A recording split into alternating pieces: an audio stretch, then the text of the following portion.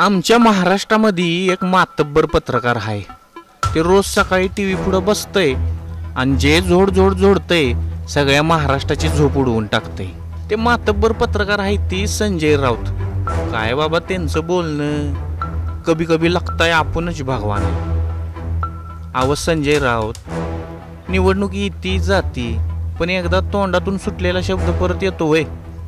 आता असलं सगळं तुम्हाला सांगायचं म्हणजे आम्ही लहान तोंडी मोठा घास घेतल्यासारखं व्हायचं. ऐका या ज्येष्ठ पत्रकारांनी एका महिला उमेदवाराला काय म्हटलंय.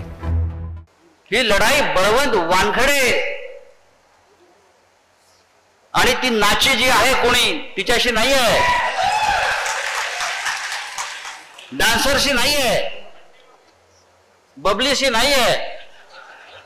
ही लढाई मोदी विरुद्ध महाराष्ट्र आहे, लक्षात घ्या. अहो संपादक साहेब, तुम्ही वरिष्ठ आहे आम्ही मान्यच करतोय की, पण याचा अर्थ तुम्ही निवडणुकीच्या फडात तमाशा करायचा असा होत नाही ना व.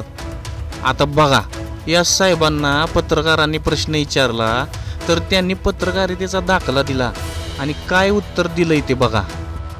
वक्तव्य करण्यात आलं होतं राणेंच्या संदर्भात. आज त्यांच्याकडून तुमच्या विरोधात आंदोलन विरोधात काय उल्लेख काय उल्लेख काय केला सांगा ना. तुम्हाला उल्लेख काय केला माहिती आहे का? सांगलीवर बोला. मी अत्यंत पार्लमेंटरी शब्दांचाच उल्लेख करतो. मला मराठी भाषा कोणी शिकवायला नको.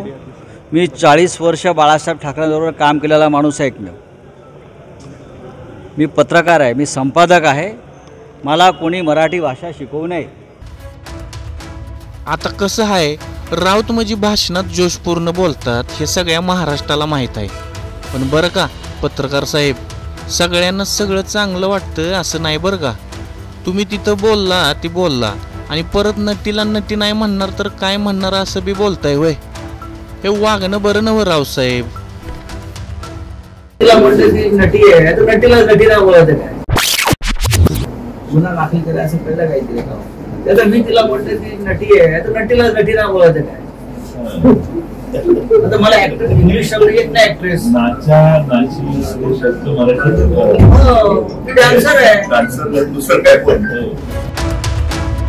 बरं वरिष्ठ पत्रकार साहेब, आमचं तुमच्याशी काय वैर नाही, पण तुमचं असलं वागणं काय महाराष्ट्राला रुचलं नाही बघा. नाही, तुम्ही टीका करा ते तुमचा अधिकार आहे, पण तुम्ही इशारलेला दिसताय. सरकार बनवायचं असेल तर महिलांचं मतदान पण तेवढंच महत्वाचं आहे बघा. आणि तुम्ही तर महिला उमेदवारावर तोंड टाकून ते मतदान तुमच्यापासून लांब घालवताय. राऊत साहेब जरा दमानं घ्या. निवडणूक येईल जाईल, आमचं तुम्हाला एवढंच सांगणं आहे बघा. जरा वावगं बोलणं टाळा राव, बाकी काय न ग. अभय कुमार देशमुख, टाइम्स नाव मराठी, मुंबई.